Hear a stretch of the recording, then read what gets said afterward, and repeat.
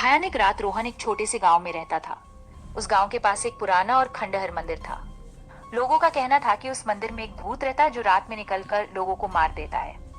एक रात रोहन को अपने दोस्त की शादी में जाना था। रास्ता उस पुराने मंदिर के पास से गुजरता था। रोहन ने सोचा कि वो मंदिर के पास से जल्दी से निकल जाएगा और शादी में पहुंच जाएगा। जब रोहन मंदिर के पास पहुंचा तो उसने देखा कि मंदिर का दरवाजा खुला हुआ था। रोहन ने सोचा कि शायद कोई भिखारी या जानवर अंदर होगा, लेकिन जब वो अंदर गया तो उसने देखा कि वहां कोई नहीं था। अचानक रोहन ने एक आवाज सुनी। आवाज एक लड़की की थी जो रो रही थी। रोहन ने सोचा कि शायद कोई लड़की मंदिर में फंस गई है। वो आवाज की तरफ बढ़ा और देखा कि एक लड़की मंदिर के कोने में बैठी हुई थी। लड़की ने रोहन को देखा और कहा कि वो उस मंदिर में कई सालों से फंसी हुई है। रोहन ने उस लड़की को निकालने की कोशिश की, लेकिन वो नहीं निकल पाई। अचानक लड़की का चेहरा बदल गया और वो एक भयानक भूत बन गई। रोहन भागने लगा, लेकिन भूत ने उसे पकड़ लिया और कहा कि अब वो कभी नहीं निकल पाएगा।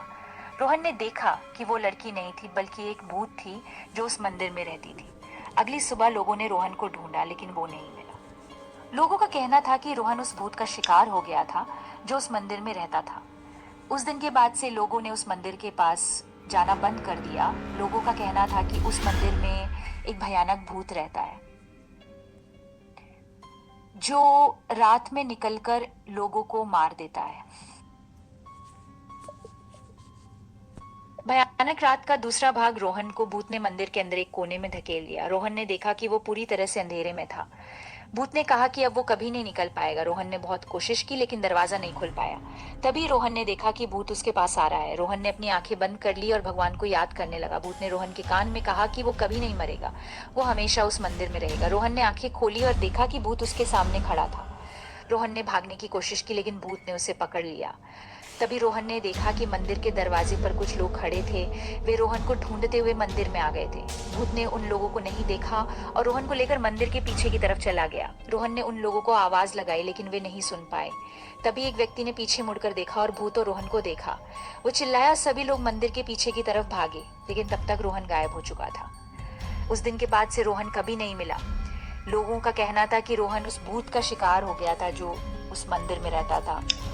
मंदिर को बंद कर दिया गया और लोगों ने उसके पास जाना बंद कर दिया। एक लड़का मंदिर के पास से गुजर रहा था। उसने देखा कि मंदिर का दरवाजा खुला हुआ था।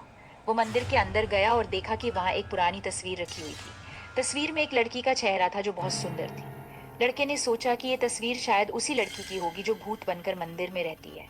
लड़के ने तस्वीर को उठाया और देखा कि उसके पीछे एक कागज रखा हुआ था।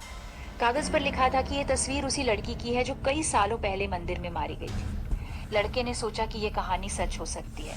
तभी उसने देखा कि मंदिर के कोने में एक पुरानी डायरी रखी हुई थी। डायरी में उसी लड़की के बारे में लिखा था जो कई सालों पहले मंदिर में मारी गई थी। डायरी में लिखा था कि वो लड़की एक दिन मंदिर में गई थी और वहां उसकी हत्या कर दी गई थी। लड़के ने सोचा कि यह भूत उसी लड़की की आत्मा हो सकती है जो न्याय की तलाश में है। लड़के ने डायरी को पढ़ना जारी रखा और देखा कि उसमें एक रहस्य छुपा हुआ था।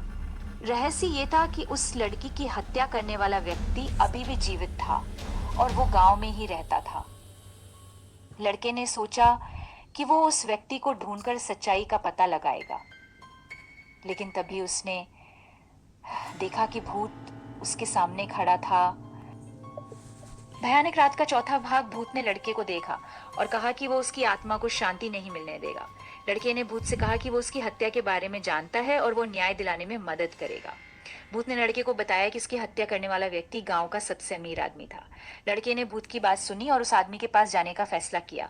जब लड़का उस आदमी के पास गया तो उसने देखा कि वो आदमी बहुत डरा हुआ था। लड़के ने उस आदमी से कहा कि वो भूत की हत्या के बारे में जानता है और वो पुलिस में शिकायत करेगा। उस आदमी ने लड़के से माफी मांगी और कहा कि वो सच में बहुत पछता रहा है। लड़के ने उस आदमी से कहा कि वो भूत की आत्मा को शांति दिलाने में मदद करेगा। लड़के ने उस आदमी के साथ मिलकर भूत की आत्मा को शांति दिलाने के लिए एक पूजा की। पूजा के बाद भूत की आत्मा शांत हो गई और वो मंदिर से चली गई। गांव के लोगों ने देखा कि मंदिर में अब कोई भूत नहीं है। लोगों ने लड़के को धन्यवाद दिया और कहा कि उसने गांव को एक बड़े संकट से बचाया है। लड़के ने कहा कि ये सब भूत की आत्मा की शांति के लिए किया गया था। उस दिन के बाद से मंदिर में शांति हो गई और लोगों ने फिर से मंदिर में जाना शुरू कर दिया। भयानक रात की कहानी का अंतिम भाग कई सालों बाद जब वो लड़का बूढ़ा हो गया तो उसने अपने अनुभवों को एक पुस्तक में लिखने का फैसला किया। उसने अपनी पुस्तक में भयानक रात की पूरी कहानी लिखी। पुस्तक बहुत प्रसिद्ध हुई और लोगों ने इसे बहुत पसंद किया। लोगों ने कहा कि ये पुस्तक एक सच्ची कहानी पर आधारित है और इसमें बहुत सारे रहस्य और रोमांच हैं। भयानक रात की कहानी ने लोगों को बहुत प्रभावित किया और उन्होंने इसे अपने बच्चों को सुनाया। कहानी ने लोगों को सिखाया कि सच्चाई और न्याय के लिए लड़ना कितना महत्वपूर्ण है। आज भी जब लोग उस मंदिर के पास से गुजरते हैं तो वे भयानक रात की कहानी को याद करते हैं। लोग कहते हैं कि उस रात के बाद से मंदिर में कभी कोई भूत नहीं आया।